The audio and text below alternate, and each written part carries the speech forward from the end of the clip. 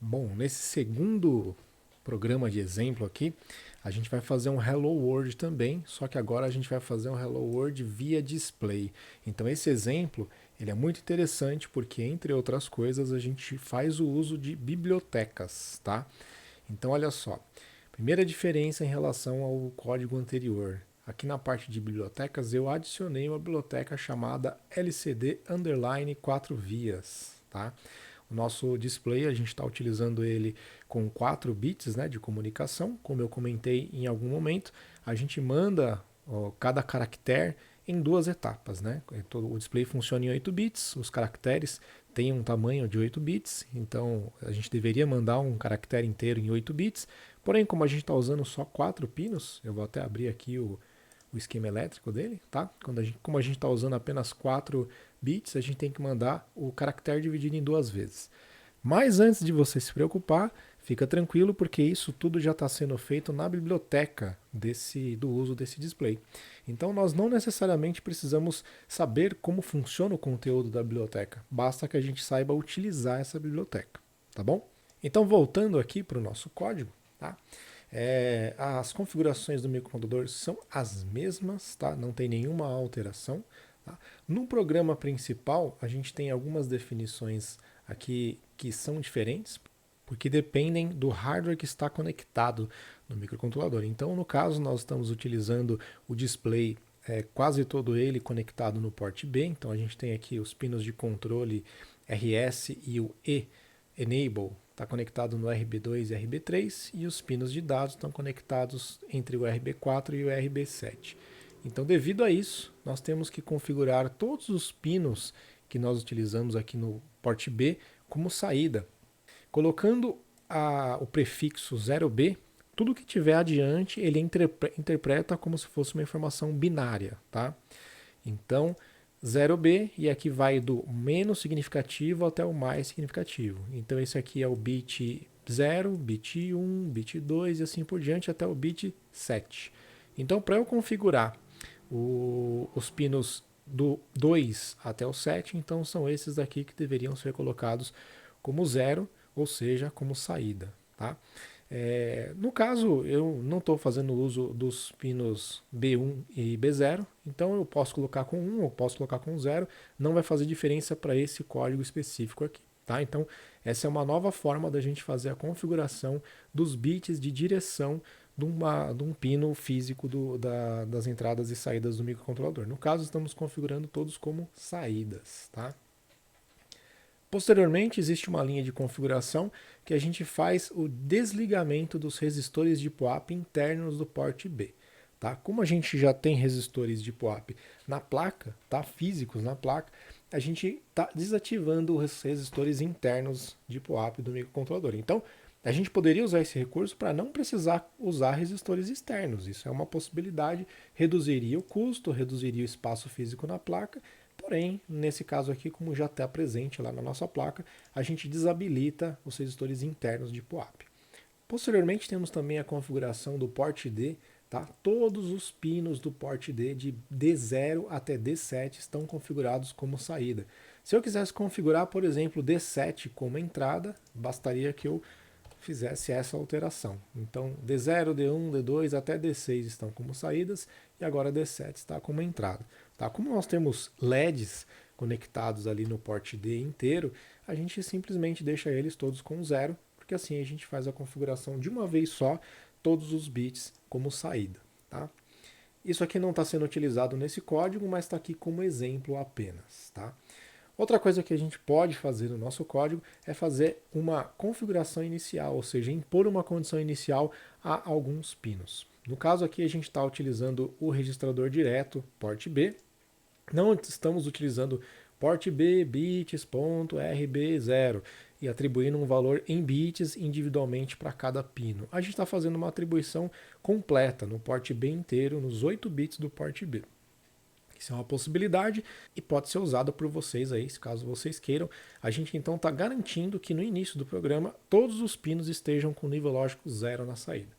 Nesse caso, como a gente está usando uma biblioteca para o display LCD, não seria tão necessário fazer essa configuração. tá? Mas a ideia é que a cada novo programa eu adicione novos recursos para apresentar coisas novas para vocês. Tá? Então, aqui a gente está apresentando uma forma nova de tratar com esses registradores, né?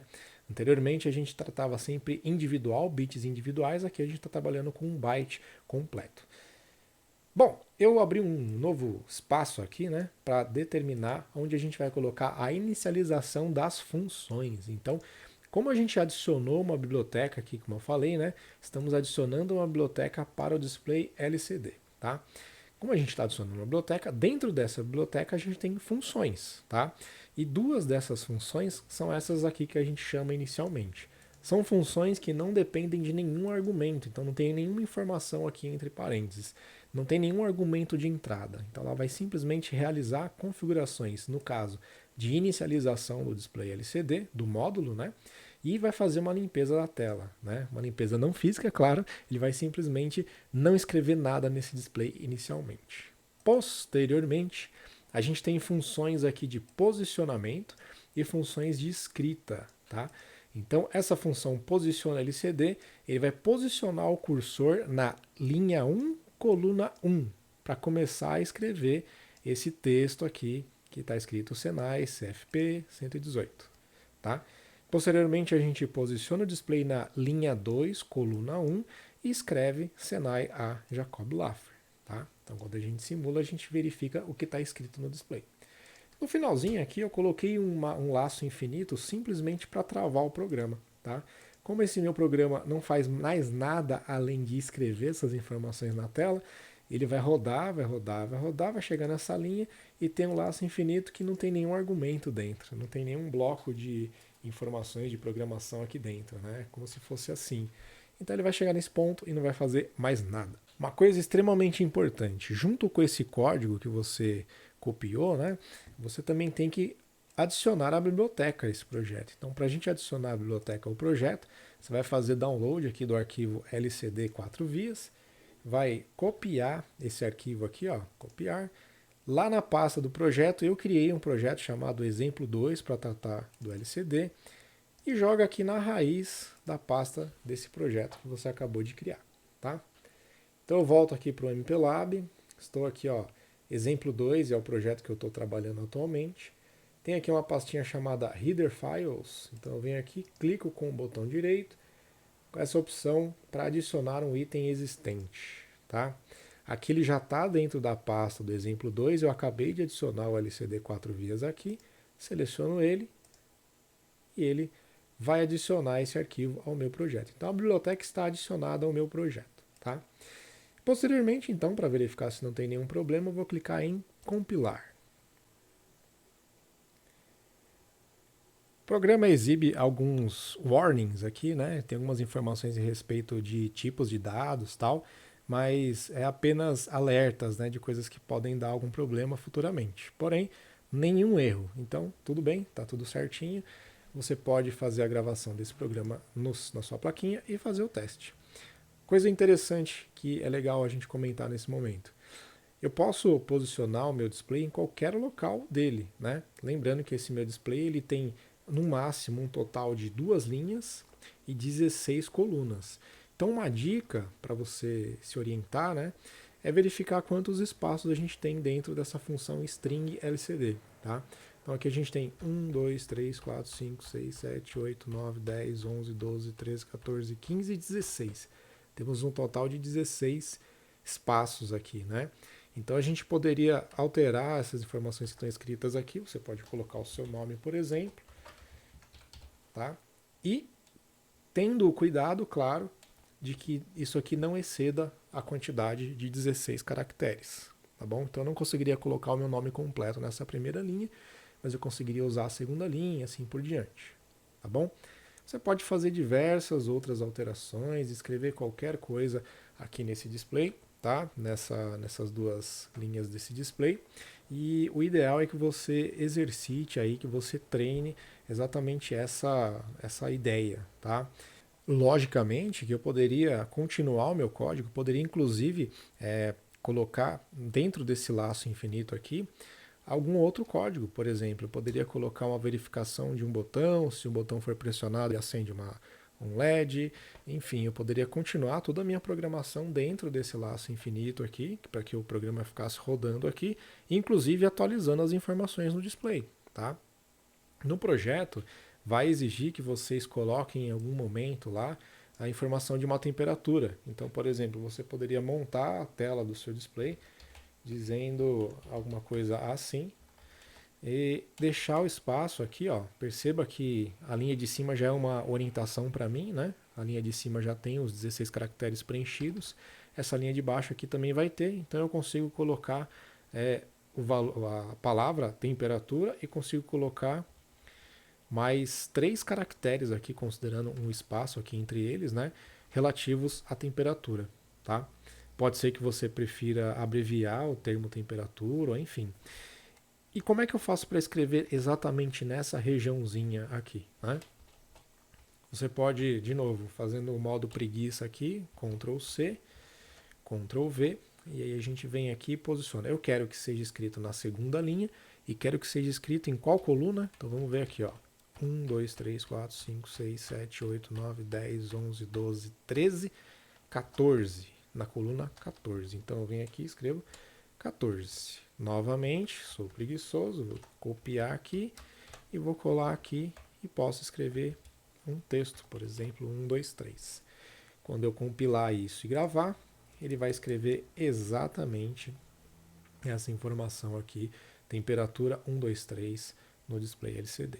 Tá? E no lugar desse 1, 2, 3, é claro, eu poderia colocar o resultado de uma variável. Tá? No caso, uma variável da leitura do canal analógico, que me responderia um valor convertido para graus, e a gente colocaria o valor na tela. Isso, é claro, vai ser tratado mais adiante no curso. Então, para a gente se aprofundar um pouco mais aqui nessa biblioteca, a partir de agora, você já entendeu, você já sabe utilizar o recurso, tá? O que eu vou falar são coisas a mais, tá? Não são obrigatórias de você saber para dar andamento aqui no curso, tá? Então aqui, ó, entrando aqui na raiz de projetos, aqui de arquivos do meu projeto, né? Vou clicar 2 vezes aqui na biblioteca da LCD. Tá? Então aqui a gente acessa o conteúdo dessa biblioteca, tá? Note então que a gente tem algumas informações bem restritas à nossa placa e que são importantes, que se você for fazer o mesmo teste em alguma outra placa, pode ser que você tenha que alterar.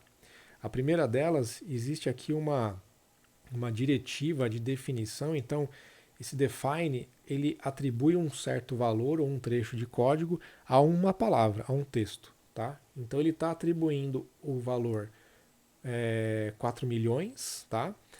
Para essa palavra underline xtal underline frac. Tá? Isso aqui é uma definição do valor do oscilador. Então na nossa placa a gente tem um cristal oscilador de 4 MHz. Então eu estou atribuindo o valor para essa palavrinha aqui relativa ao cristal oscilador. Tá? Para que eu estou fazendo isso? Dentro dessa biblioteca existem instruções aqui, funções que usam tempo, tá? Base de tempo. Então a referência de tempo para essas funções funcionarem está baseada na frequência do cristal oscilador, que é quem determina o tempo de atuação da nossa placa. Tá? Então eu preciso dessa informação para que o tempo aconteça de forma correta. Tá? Aqui a gente tem definições de hardware e eu vou mostrar um outro exemplo para a gente tratar com mais detalhes sobre isso daqui, tá? Mas é uma forma que a gente tem de dar um nome, né? Se fosse CLP seria um label, tá? Para um endereço físico, tá? Então imagina, olha só, lembra que a gente estava tratando no primeiro exemplo? Port B bits RB2, isso aqui então era o pino B2 do port B, né? Só que tratar desse jeito é um saco, né? A gente não tem uma referência direta àquele pino. O que está conectado naquele pino? Não sei. Então a gente pode usar essa diretiva define para a gente falar assim, ó, port bbits.rb2 se chama agora RS. Eu vou me referenciar a esse endereço físico por essa palavrinha RS. A mesma coisa eu vou fazer para esse outro endereço físico para o EN, tá? Para esse outro endereço físico, DB4, LCD e assim por diante. Por quê? Para manter a compatibilidade com o que está conectado aqui, a função de cada pino. Tá? Então no RB2 era o RS, eu dei um nome, um label para ele na programação de RS. O RB3 era o enable, né? Aqui é só E. Eu coloquei para uma letra só no nome é meio ruim, né? Então eu coloquei o EN para ficar mais fácil de referenciar esse pino. E de D4 até D7 também criei um label aqui também, uma forma de referenciar ele, tá? Um nome diferente. Isso tem duas vantagens. A primeira delas é que você consegue linkar, né? Você dá um nome que te faz algum sentido melhor, né? Quer dizer, tratar direto com esse endereço aqui muitas vezes não te diz muita coisa, né?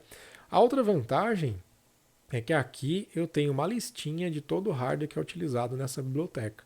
Se porventura eu for mudar de placa, for, sei lá, fazer uma nova placa e eu quiser usar outros pinos, eu posso perfeitamente. Basta que eu altere esses endereços físicos aqui, tá? Eu posso colocar em qualquer outro pino do microcontrolador.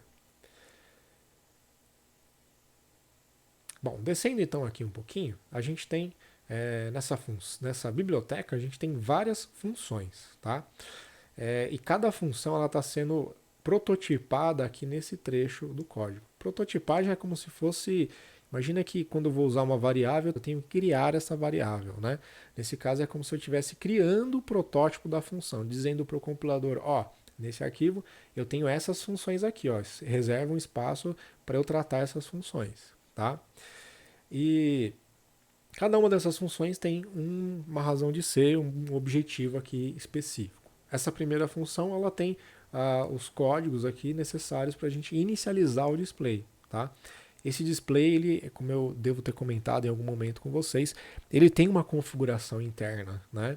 Ele é um microcontrolador interno lá, ele tem uma forma de trabalhar. Então eu posso definir se esse display vai ficar com um cursor piscante, assim como fica nesse nosso editor, tá? Se ele vai deslocar o texto para a esquerda, para a direita e assim por diante. Tudo isso é configurado nessas informações que a gente manda para o display, tá? Então eu não vou entrar em detalhes, né, como está sendo feito isso daqui, mas é exatamente para isso que funciona essa função inicia LCD, tá? Essa função comando LCD é uma função interna, note que ela é utilizada aqui, ó. Então a gente nessa função de inicialização a gente chama uma função interna que é comando LCD. Como eu comentei, se eu quiser mandar uma palavra, uma letra para o display, eu posso mudar aquele pino RS, ó. Eu mudo o pino RS para 1 e mando lá naquele barramento de dados o valor em binário de acordo com a tabela ASCII, tá?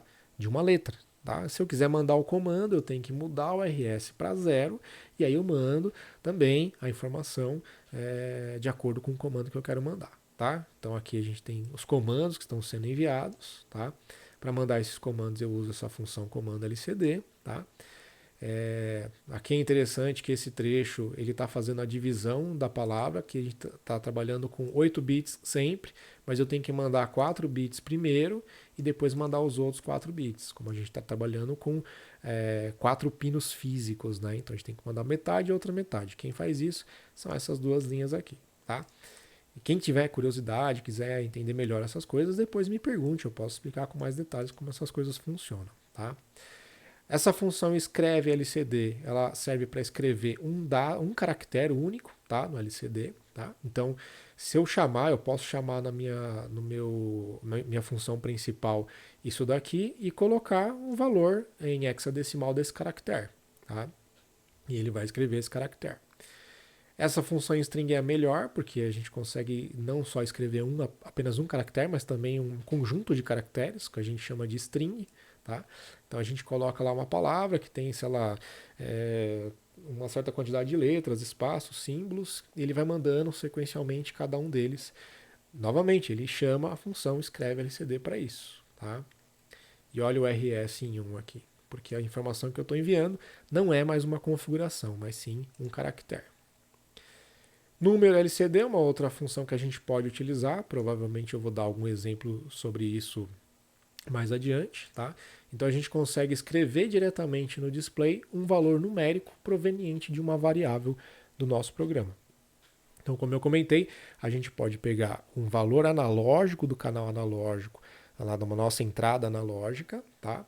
transformar esse valor analógico aí, né, fazer um scale nesse valor analógico para ele corresponder, né, a uma faixa de valores que a gente deseja, por exemplo, temperatura de 0 a 100 graus Celsius, por exemplo, né, e a gente joga o valor dessa variável direto no display, tá? Então isso vai ser bem útil para a gente mais adiante aí no curso. E finalmente a gente tem aqui uma função chamada posiciona LCD. Tá? Ela vai posicionar em termos de linha e coluna. Então, o primeiro argumento que a gente chama nessa função quer dizer, que a gente manda nessa função é a informação da linha, e o segundo é a coluna. Lembrando que a gente trabalha com um LCD de 2 linhas e 16 colunas, mas existem displays LCD que trabalham com 4 linhas e 20 colunas, enfim, existem vários tamanhos de displays de caractere desse tipo, tá? E claro, aqui, por último, mas não menos importante, existe uma função chamada limpa LCD, né, que ela manda simplesmente um comando, que é o 01, e esse 01, o controlador do display entende que é para apagar a tela, apagar todos os caracteres que estiverem escritos na tela. Então pode ser útil também essa funçãozinha. E lembrando que todas as informações que eu estou passando acerca do funcionamento interno da biblioteca são opcionais. Você não precisa saber de nada disso, basta que você saiba utilizar as funções externamente a essa biblioteca.